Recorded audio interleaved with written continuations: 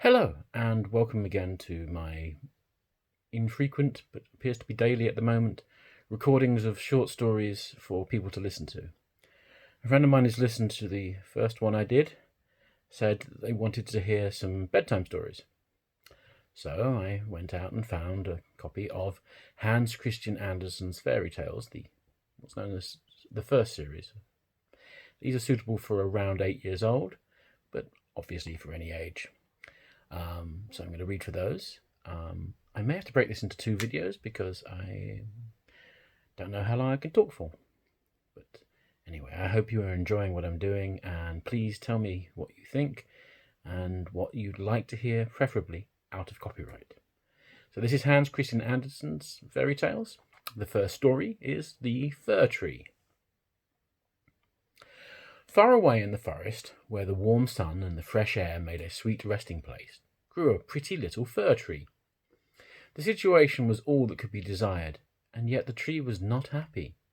It wished so much to be like its tall companions, the pines and firs which grew around it. The sun shone, and the soft air fluttered its leaves, and the little peasant children passed by, prattling merrily. But the fir tree did not heed them.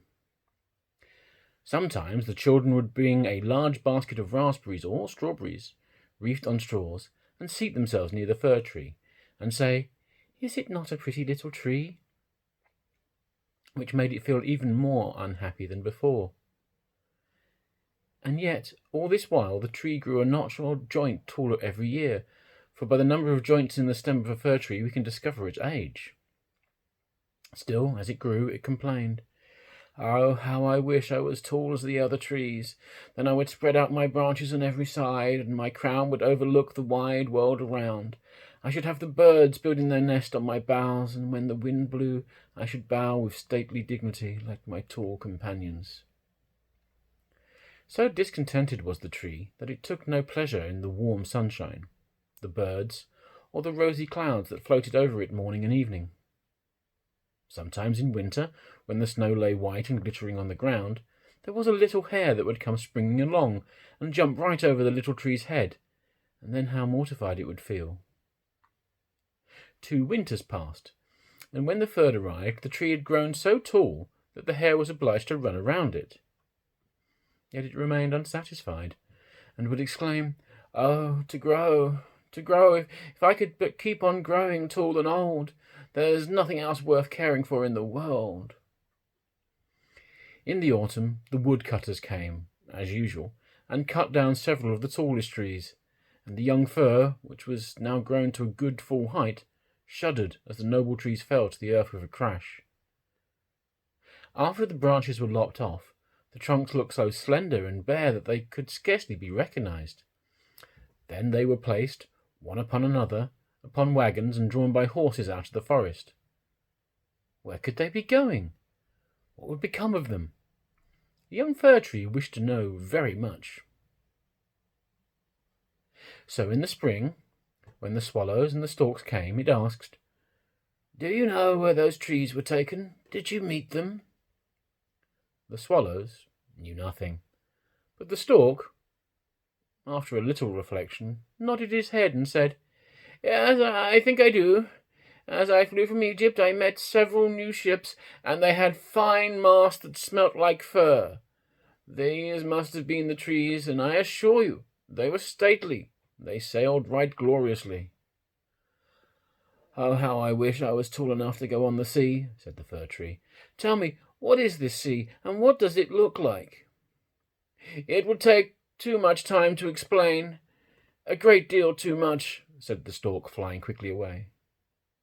"Rejoice in thy youth," said the sunbeam. "Rejoice in thy fresh growth, and in the young life that is in thee." And the wind kissed the tree, and the dew watered it with tears, but the fir tree regarded them not. Christmas time drew near, and many young trees were cut down, some that were even smaller and younger than the fir tree, who enjoyed neither rest nor peace for longing to leave its forest home. These young trees, which were chosen for their beauty, kept their branches, and they also were laid on wagons and drawn by horses far out of the forest. "Where are they going?" asked the fir tree. "They are not taller than I. Indeed, one is not so tall. And why do they keep all their branches? Where are they going?" We know, sang the sparrows.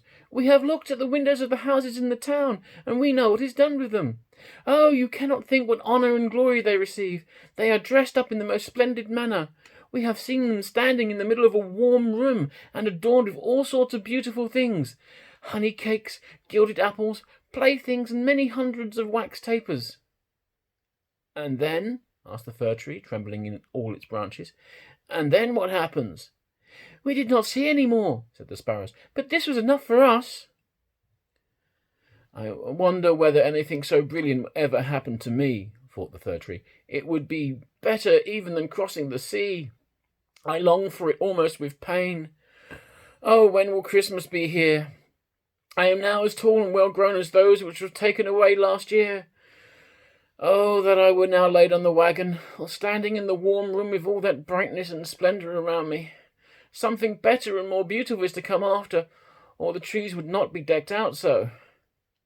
Yes, what follows will be grander and more splendid. What can it be? I am weary of longing. I scarcely know what it is that I feel." "Rejoice in our love," said the air and the sunlight. "Enjoy thine own bright light in the fresh air."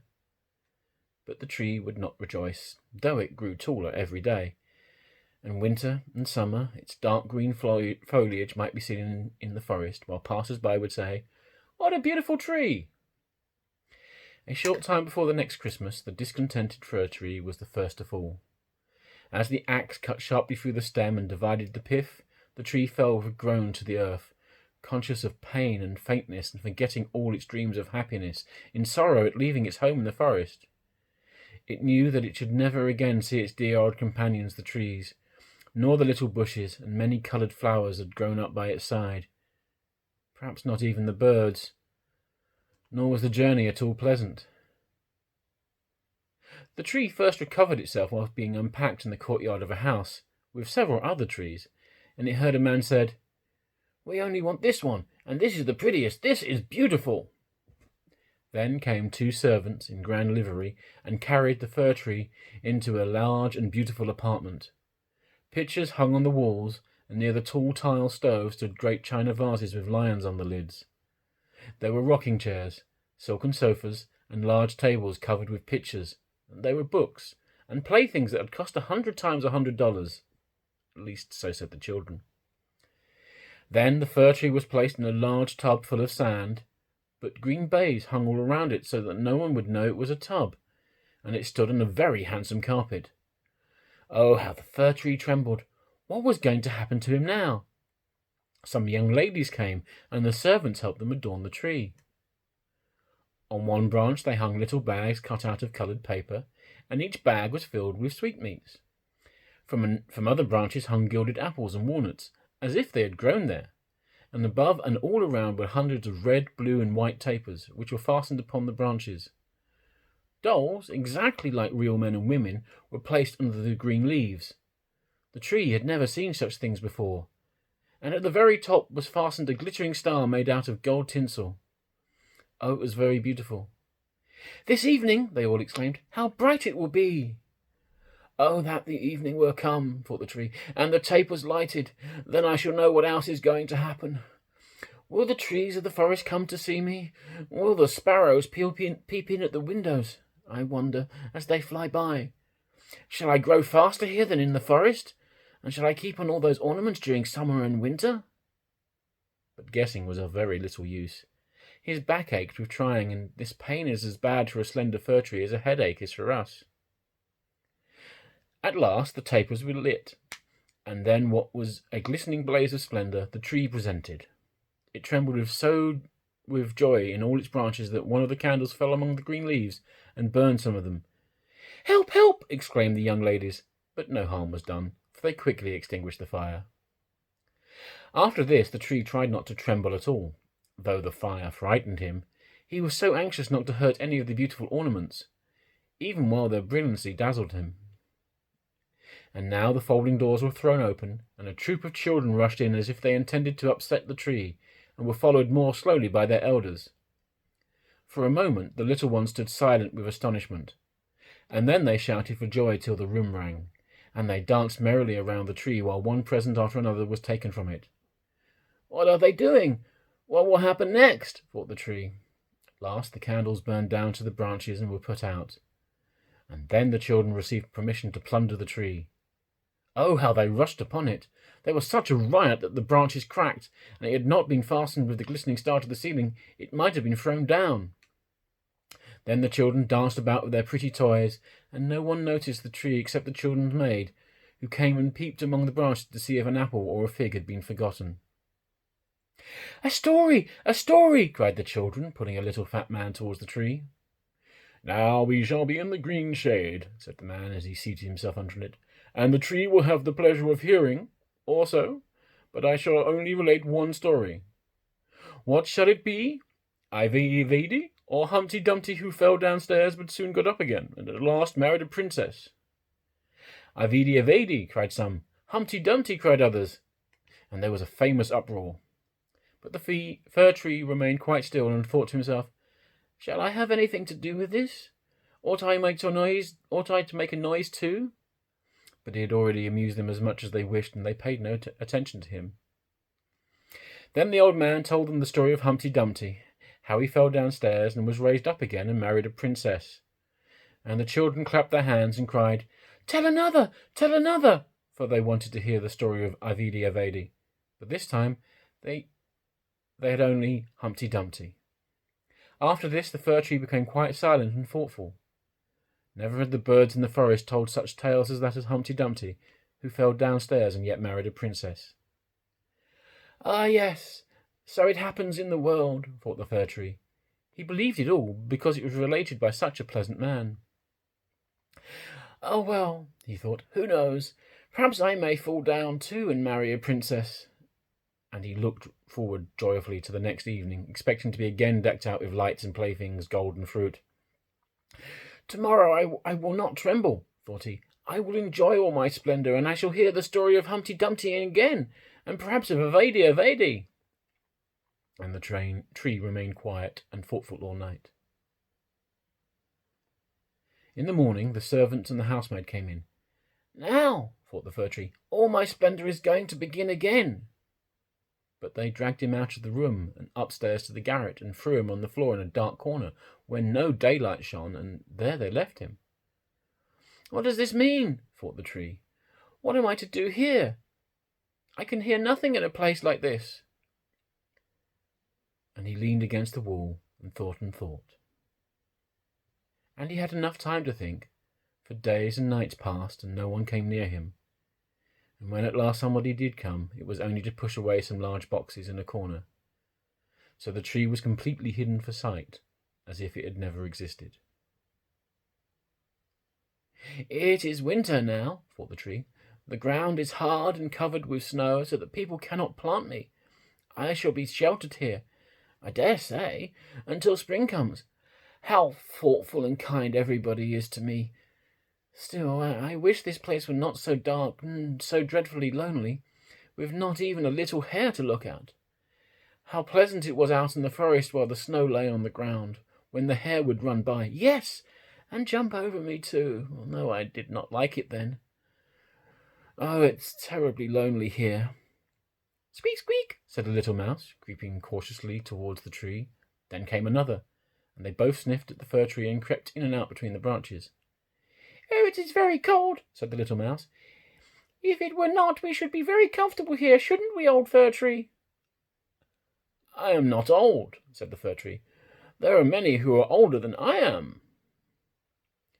"Where did you come from?" asked the mice, who were full of curiosity. "And what do you know? Have you seen the most beautiful places in the world, and can you tell us all about them? And have you been in the storeroom, where cheeses lie on the shelf and hams hang from the ceiling? One can run about on tallow candles there. One can go in thin and come out fat." "I know nothing of that," said the fir tree. "But I know the wood, where the sun shines and the birds sing." And then the tree told the little mice all about its youth. They had never heard such an account in their lives, and after they'd listened to it attentively, they said, "What a number of things you have seen! You must have been very happy." "Happy?" exclaimed the fir tree, and then, as he reflected on what he had been telling them, he said, Ah, yes, after all, those were happy days. But then he went on and related all about Christmas Eve and how he had been dressed up with cakes and lights. The mice said, "How happy you must have been, you old fir tree!" "I am not old at all," replied the tree. "I only came from the forest this last winter. I am now checked in my growth." "What splendid stories you can tell," said the little mice. And the next night 4 other mice came with them to hear what the tree had to tell. The more he talked, the more he remembered, and then he thought to himself, "Yes, those were happy days, but they may come again. Humpty Dumpty fell downstairs, and yet he married the princess. Perhaps I may marry a princess too." And the fir tree thought of the pretty little birch tree that grew in the forest. A real princess, a beautiful princess, she was to him. "Who is Humpty Dumpty?" asked the little mice. And then the tree related the whole story. He could remember every single word, and the little mice were so delighted with it that they were ready to jump to the top of the tree. The next night a great many more mice made their appearance, and on Sunday 2 rats came with them. But the rats said it was not a pretty story at all, and the little mice were very sorry, for it also made them feel less of it. "Do you only know that one story?" asked the rats. "Only that one," replied the fir tree. "I heard it on the happiest evening in my life, but I did not know I was so happy at the time." "We think it is a very miserable story," said the rats. "Don't you know any story about bacon or tallow in the storeroom?" "No," replied the tree. "Many thanks to you, then," replied the rats, and they went their ways. The little mice also kept away after this, and the tree sighed and said, "It was very pleasant when the merry little mice sat around me and listened while I talk. Now that is all past too. However, I shall consider myself happy when someone comes to take me out of this place." But would this ever happen? Yes, one morning people came to clear up the garret. The boxes were packed away, the tree was pulled out of the corner and thrown roughly on the floor. Then the servants dragged it out upon the staircase where the daylight shone. "Now life is beginning again," said the tree, rejoicing in the sunshine and fresh air. Then it was carried downstairs and taken into the courtyard so quickly that it forgot to think of itself and could only look about. There was so much to be seen. The court was close to a garden where everything looked blooming. Fresh and fragrant roses hung over the little palings. The linden trees were in blossom, while swallows flew here and there, crying, "Twit, twit, twit, twit, my mate is coming." But it was not the fir tree they meant. "Now I shall live," cried the tree joyfully, spreading out its branches. But alas, they were all withered and yellow, and it lay in a corner among weeds and nettles. The star of gold paper still stuck on the top of the tree and glittered in the sunshine. 2 of the merry children who had danced round the tree at Christmas and had been so happy were playing in the same courtyard. The youngest saw the gilded star and ran and pulled it off the tree. "Look what is sticking to the ugly old fir tree," said the child, treading on the branches till they crackled under his boots. And the tree saw the fresh, bright flowers in the garden, and then looked at itself, and wished it had rained in the dark corner of the garret. It thought of its fresh youth in the forest, of the merry Christmas evening, of the little mice who had listened to the story of Humpty Dumpty. "Past, past," said the poor tree. "Oh, had I but enjoyed myself while I could have done so! But now it is too late." Then a lad came and chopped the tree into small pieces, till a large bundle lay in a heap on the ground. The pieces were placed in a fire, and they quickly blazed up brightly, while the tree sighed so deeply that each sigh was like a little pistol shot. Then the children who were at play came and seated themselves in front of the fire, and looked at it and cried, "Pop, pop!" But at each pop, which was a deep sigh, the tree was thinking of a summer day in the forest, or some winter night there when the stars shone brightly, and of Christmas Eve, and of Humpty Dumpty, the only story it ever heard or knew how to relate, till at last it was consumed. The boy still played in the garden, and the youngest wore on his breast the golden star which the tree had adorned during the happiest evening of his existence. Now all was past. The tree's life was past, and the story also past. for all stories must come to an end at some time or another. So that was one of Hans Christian Andersen's fairy stories. I hope you enjoyed it. As it's lasted about 20 minutes, I'm going to stop recording now and record the next one. So I hope you enjoyed it. Please tell me what you think.